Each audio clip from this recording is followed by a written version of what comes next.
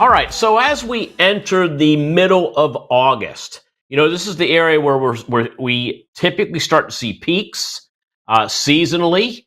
What's happening is the market is shifting, and we're starting to see the peak coming toward the end of August and into September.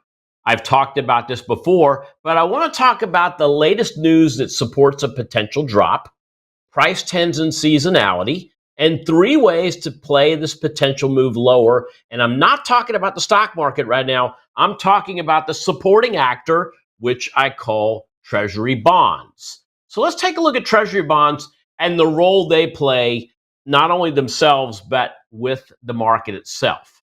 And again, three ways I'm looking at this in the next 6 to 8 weeks. So 10-year Treasury bonds have been stubbornly high, according to President Trump.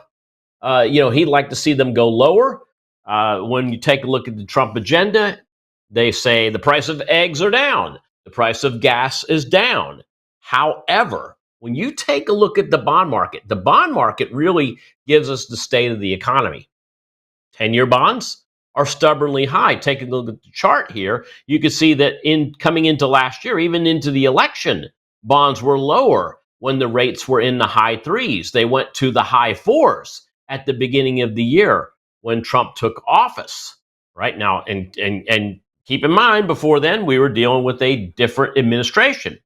Have the rates gone down since then? Yes, but not that much. In fact, if you can see during the area of March, April, May, June, July, and into August, they've stayed relatively high. That's the first thing I want to show you. Now, take a look at this chart. There's a lot of data on the screen that you see here, but this is Treasury, the Treasury yields and the Fed funds rate. And for context, I want to show you what you're looking at here. You're seeing everything from 3-month rates all the way out to 30-year rates and in between. The spread on these was quite high, and I want to show you a couple different areas. This is 2008, 2009, the financial crisis, when we saw short-term rates drop. They plummeted down to almost 0% compared to the longer rates. Longer rates slowly fell as we moved into 2010 to the teens, and short-term rates rose. And as we got into 2018, 2019, during Trump's first administration, his first as the president the first time around, we were seeing that the short-term and long-term yields were very, very tight, right? Coming out of that into COVID, they widened again. And out of COVID, we saw the widening where long-term bonds were going up, short-term bonds were staying the same, but then they caught up with each other as inflation rose. Everything rose along with it. And again, where are we at right now? Well, when you look at this 18-year chart, we need to drop back to the median, which is around 2.5% to 3%. We're nowhere near that right now. Right? Long bonds themselves continue to rise despite fighting inflation, as we see here. And why is this all happening? What's driving the rates higher? Well, what's driving rates higher right now, we see, is basically last week's headlines, which spotted that not only 10-year yields being high and longer-term yields being high, but a lot of this has to do with corporate yields and investment-grade bonds. Take a look here. High-yield corporates coming into the beginning of August, we're paying about 4%.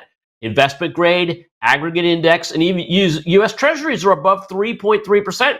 Look at your Robinhood account, for instance. Robinhood is still paying a really nice rate of return just to put cash in your account. That is a lot of what's pulling up U.S. Treasuries, and basically, the blame has to do with tariffs. The tariffs could indeed keep rates high. All right, so how does this go to a trader, and more importantly, a seasonal trader? The role of seasonality. So I use seasonals to spot recurring patterns on the calendar. As you all know, I use a minimum of 10 years data. I look for patterns that repeat themselves over and over again. 90% or more historical accuracy. I like to look for patterns that improve over time. So let's take a look at TLT, which is the ETF of the 10-year Treasury note, and apply seasonality to it and see what the patterns look like as far as where we are now going into fall. I think you're going to find this very interesting. This is the last 10 years when we look at the pattern starting now and heading into mid-October. 10 over 10. 2015 wasn't much. It was a fraction of 1%.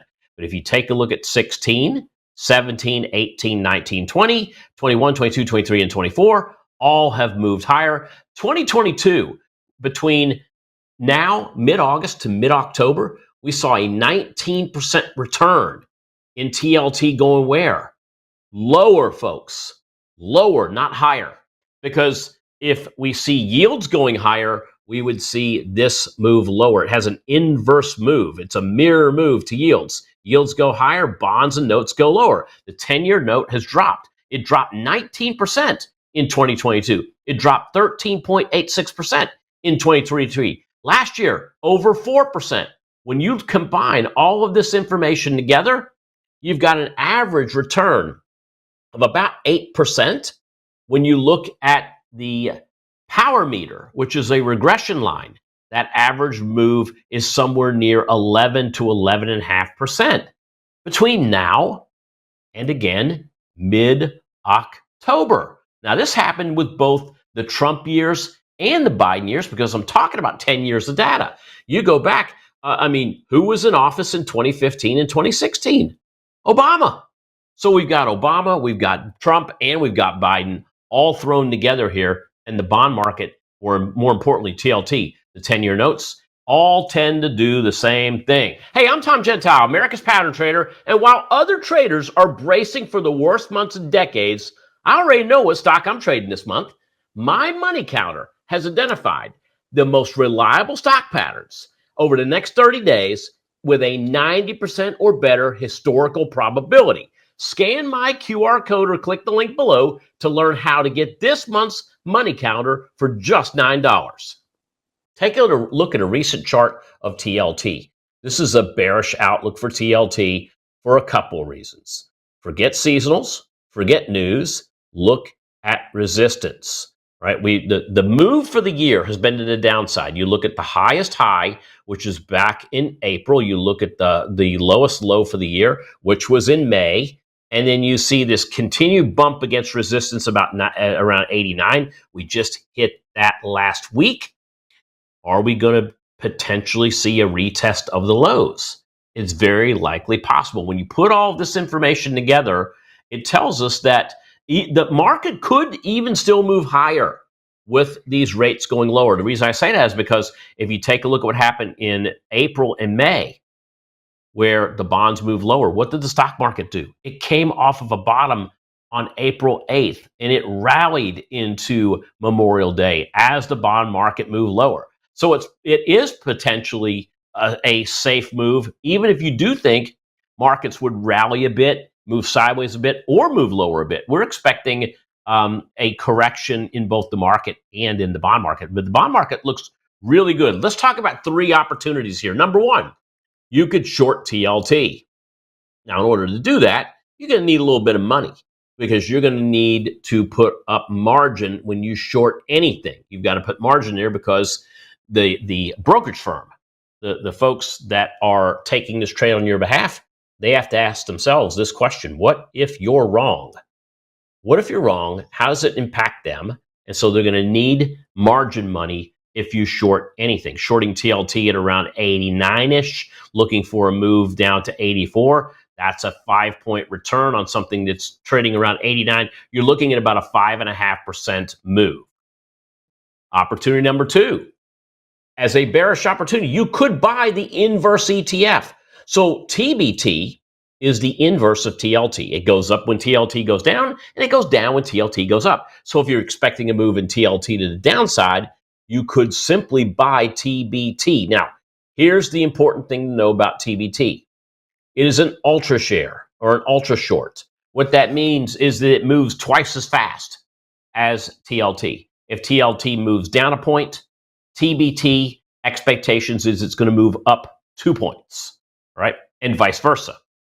So keep that in mind as you're looking at this as a bearish opportunity to buy the inverse. And then bearish opportunity number three And this is one, you can mix this into a lot of different ways, but you could look at put options. You could look at put options on TLT. The October options that expire on October 17th, 2025. This is an example of the put options, the 88 puts. Now, I picked this off of the close on Friday.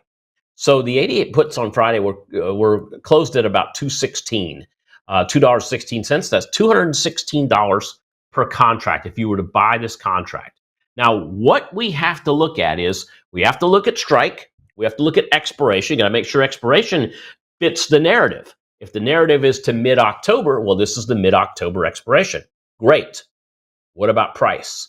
If our conservative target is 84, we don't want to, if we're looking for a 4-point move, we want to make sure we don't pay more than 4 points for the option, because the last thing in the world you want to have happen is that it's okay to be wrong, but I hate being right and still losing money on the option. And so we want to make sure that our options premium, if we're buying these puts, is cheaper than the projected move. So these at-the-money calls, if they drop, if we go to 84, the options that we buy would be worth a minimum of 4 points. If we're going to pay $2.16 for something that we're projected to be worth 4, well, then that makes sense. So, adding it all up, we evaluated the news, we evaluated the trends, we evaluate the seasonality to confirm our move, our targeted move in bonds and in TLT. That's spotting the opportunity, folks. Next thing is to create that alternative risk trade. And this is no matter how you slice it up, shorting bonds, well, that's an alternative trade to what most people do. Buying TLT, buying an ultra short, that's an alternative trade to what most people do. Buying puts, well, that's the alternative that you and I would typically pick, right? Because it does limit our cost, it does limit our risk, and we're able to at least project out with target what our reward to risk strategy is. You want to determine what, if any, of these strategies may work for you based on whether you spot the opportunity. And then finally, let's talk time frame. This is not a buy and hold. This is not a short and hold. This is not a buy the inverse and hold. All right? This is a 60-day strategy, which means because I'm looking at 60 days out, I want to have a plan to be out of it 60 days out. So all in all, there's what I'm looking at when it comes to another way to potentially play a potential pullback in this market.